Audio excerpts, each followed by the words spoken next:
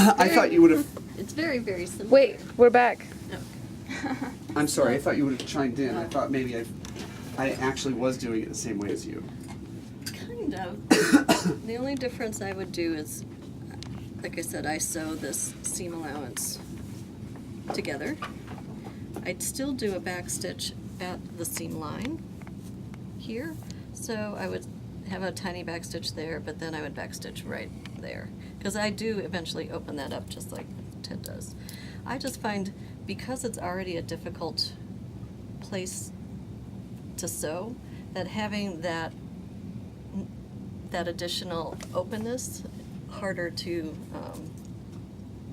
it just makes it more difficult to me, because then you don't have any leeway of being one thread or another from the seam allowance. Oh, and so then when you go to split it open, you can modulate how far back you split it. So then I do the same thing where I put my pin in here, but instead I go to this back side, and if that stay stitch were there, you could see exactly where that wanted to go. And then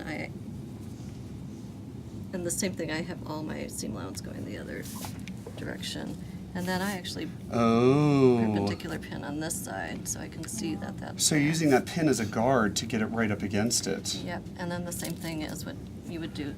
And then I kind of parallel pin this way. Oh, I like that. So that it's sort of nailed in place, and then finish parallel pinning. Does that kind of make sense? So instead of just grabbing the one thread, I'm putting it right next to, let's see, wherever the stay stitch line would be. I'm a little low. So you perpendicular pin on the right side, not on the inside. Yeah, so it's underneath so there. it won't be visible when you're sewing, but it'll hold it.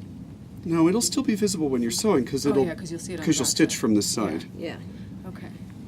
And I also kind of parallel pin from the other, where all the, underneath. yeah. Okay. You know, it's funny, because the thing that scares me about that is when she goes to pin, she does this, which to me, when I do it, pulls all of that seam allowance over to the other side, and then will create that stair step that I'm trying to avoid. So I think, again, the thing that's important here to realize is, this is the difference of choreography between her fingers and her brain, my fingers and my brain. She's way more delicate than I am. She's way more patient than I am as well. And so what you end up finding is what works individually for you, as long as you ultimately know what the goal is.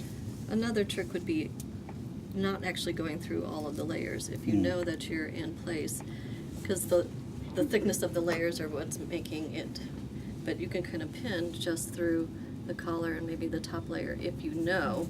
I mean, it's hard because you can't see where the pin is on the other side, but you can kind of peel back and see your stay stitch line to see if you're on it. And that way you might avoid some of that. Yeah.